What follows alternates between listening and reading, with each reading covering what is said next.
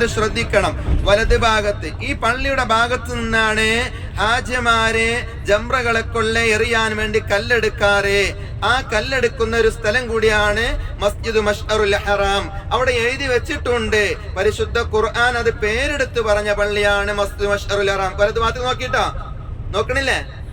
എല്ലാരും വലത് ഭാഗത്തേക്ക് നോക്കി. ചെറിയൊരു തടസ്സമുണ്ട് ഇവിടെ, മതില്. ഇത് കഴിഞ്ഞാൽ ശരിക്ക് കാണാൻ കഴിയും. ഇതാ ഈ വലത് ഭാഗത്ത് കാണുന്ന പള്ളിയാണ് മസ്ജിദ് മഷ്അറുൽ ഹറാം. കണ്ടോ? എല്ലാരും കണ്ടിക്കണോ? മസ്ജിദ് മഷ്അറുൽ ഹറാം. അവിടെ പേര് വരെ എഴുതി വെച്ചിട്ടുണ്ട് കേട്ടോ, മസ്ജിദ് മഷ്അറുൽ ഹറാം.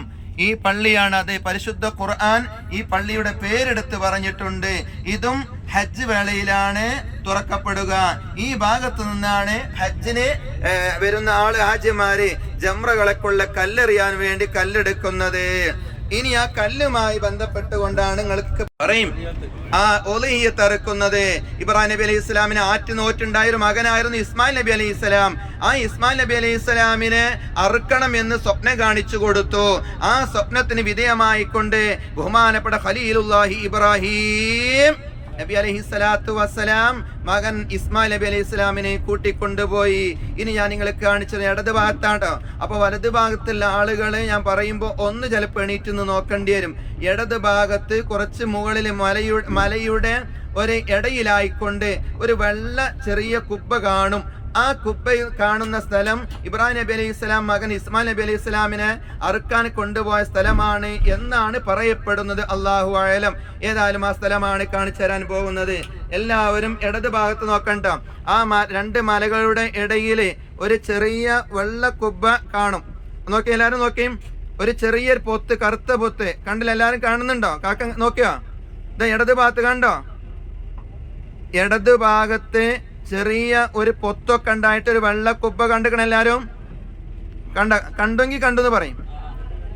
എല്ലാരും കണ്ടിക്കണോ? അല്ല, കാണാത്തവരുണ്ട്. എല്ലാരും കണ്ടിക്കണോ? ഈ ഇടത് ഭാഗത്ത് ഞാൻ വീഡിയോയിൽ സൂം ചെയ്യുന്നുണ്ട് കേട്ടോ. നിങ്ങൾ റൂമിൽ പോയിട്ട് നോക്കിയാൽ മതി. ആ വെള്ള കുബ്ബ കാണുന്ന ഭാഗത്താണ് ഇബ്രാഹിം നബി അലൈഹി ഇസ്ലാം ഇസ്മായിൽ നബി അലൈഹി ഇസ്ലാമിനെ അറുക്കാൻ കൊണ്ടുപോയത് എന്നാണ് പറയപ്പെടുന്നത്. പിന്നെ മുകളിൽ കാണുന്നത് കൊട്ടാരങ്ങളാണ്.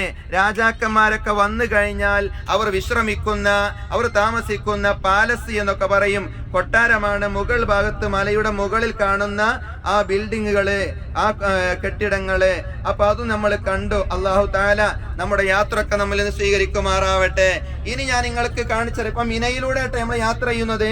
ഹാജിമാര് മിനയിൽ മഴ പെയ്താൽ വെള്ളം ഒന്നായിട്ട് ഒലിച്ചു വന്ന് അവിടെ പ്രയാസം ഉണ്ടായിരുന്ന ഒരു കാലഘട്ടത്തില്. അപ്പൊ അതിനെന്ത് പേരിട്ടു? ആ പ്രയാസം ഭയം എന്നൊക്കെ അർത്ഥത്തിൽ മസ്ജിദുൽ ഖൈഫ് എന്ന് പേരിട്ടു. ഒരുപാട് പ്രവാചകന്മാർ അതിന്റെ ചുറ്റുഭാഗത്ത് അന്ത്യവിശ്രമം കൊള്ളുന്നുണ്ട്. ഇടത്ത് മുന്നിലേക്ക് നോക്കിട്ടോ, മുത്തുനബി സുമാത്തങ്ങൾ മീനായിൽ രാപ്പാർത്ത സ്ഥലം കൂടിയാണ്. പിന്നെ ഏറ്റവും മുന്നിൽ നോക്കുകയാണെങ്കിൽ ജംറകളാണ് ആ കാണുന്നത്. ഒരു തരം പാലം കാണുന്നില്ലേ? മുന്നിൽ നോക്കി, ഇടത് ഭാഗത്തേക്ക് നോക്കി. എല്ലാരും ഇടത് ഭാഗത്തേക്ക് നോക്കി. ജംറകളാണ് ആ കാണുന്നത്. ഈ പള്ളി മസ്ജിദുൽ ഖൈഫ്. പിന്നെ ഇടത് ഭാഗത്ത് ആ കാണുന്ന ഒരു തരം പാലങ്ങളുണ്ടല്ലോ, 3-4 തട്ടുകളായിട്ട് കണ്ടിക്കണോ? അവിടെയാണ് ജംറകൾ ഉള്ളത്. ആ പാലല്ല, അതിന്റെ അപ്പുറത്ത്. ഇൻഷാ അല്ലാഹ് ത്വായിഫിലേക്ക് പോകുമ്പോൾ ഒന്നും കൂടി അല്പം നമുക്ക് ഉഷാറായിട്ട് കാണാൻ കഴിയും. ഇനി ഇടതും വലതും നോക്കി നിങ്ങൾ. അൽഹംദുലില്ലാ, മാഷാ അല്ലാഹ്. നോക്കുകയാണെങ്കിൽ ഇവിടെയാണ് മീനായിൽ രാപ്പാർക്കുന്ന ടെന്റുകൾ ഉള്ളത്. ഇതിങ്ങനെ കാണുമ്പോ ഇത് ചെറിയതാണ് തോന്നിപ്പോകും. പക്ഷെ ഹജ്ജിന്റെ സമയത്ത് ഇതൊക്കെ നല്ല AC ഒക്കെ വെച്ച് നല്ല മട്ടം പോലെ ഹാജിമാർക്ക് ഒരു ബുദ്ധിമുട്ടും പ്രയാസമില്ലാത്ത രൂപത്തില് ഇവിടെ എന്താണ് ഇത് വർക്കൗട്ട് ചെയ്യും. അതാണ് ഇപ്പൊ കാണുന്നില്ല? ഇടതും വലതും. ഉറങ്ങണുണ്ടോ പഠിച്ചോനെ? എനർജി വെറുതെ ആക്കല്ലിട്ടാ. കാണുന്നില്ല എല്ലാവരും? ഇടതും വലതും കാണുന്ന ഇതാണ് മീനായിലെ ടെന്റുകള്. രാജാവായ റബ്ബ് ഒരു തവണെങ്കിലും ഇവിടെ വന്ന് രാപ്പാർക്കാൻ നമുക്ക് തൗഫീഖ് നൽകുമാറാവട്ടെ. പഠിച്ചോനെ, ഞങ്ങൾക്കൊരു ഭാഗ്യം നൽകണേ അല്ലാഹ്, ഞങ്ങൾക്ക് തൗഫീഖ് നൽകണേ അല്ലാഹ്. ഞങ്ങൾക്കും എന്റെ കൂടെ മുമ്പ് ഉംറക്ക് വന്നതുപോലെ ആമീൻ പറഞ്ഞ മുത്തുമുഅ്മിനീങ്ങളുണ്ട്. ഞാൻ നടത്തുന്ന റയ്യാൻ സ്വലാത്ത് ഗ്രൂപ്പിലുള്ളവരുണ്ട്. ഈ പാവപ്പെട്ട മുത്തുമുഅ്മിനീങ്ങൾക്ക് ദുആ വസിയത്ത് ചെയ്തവരുണ്ട്. അവർക്കൊക്കെ നീ തൗഫീഖ് നൽകണേ അല്ലാഹ്. അയ്യാമു തശ്രീഖിന്റെ ദിവസങ്ങളിൽ മീനായിൽ വന്നുകൊണ്ട് രാപ്പാർക്കാൻ ഞങ്ങൾക്ക് ഭാഗ്യം നൽകണേ അല്ലാഹ്. ജംറകളെ കൊള്ള കല്ലെറിയാൻ ഞങ്ങൾക്ക് ഭാഗ്യം നൽകണേ അല്ലാ. ഇത് ഞങ്ങൾ അവസാനത്തെ മിനായിലൂടെയുള്ള യാത്രയാക്കല്ല റഹ്മാനെ. ഇനിയും ഒരുപാട് അവസരങ്ങൾ നൽകണേ അല്ലാ. അള്ളാഹു നമുക്ക് തൗഫീഖ് നൽകുമാറാവട്ടെ.